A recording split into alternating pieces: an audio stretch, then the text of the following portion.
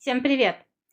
Ни для кого не секрет, что женщины за сутки произносят куда больше слов, чем мужчины. И, соответственно, все говорят и даже шутят, что, мол, женщины такие болтушки-говорушки, а мужчины, они обычно как? Ну, более спокойные, более такие неэмоциональные.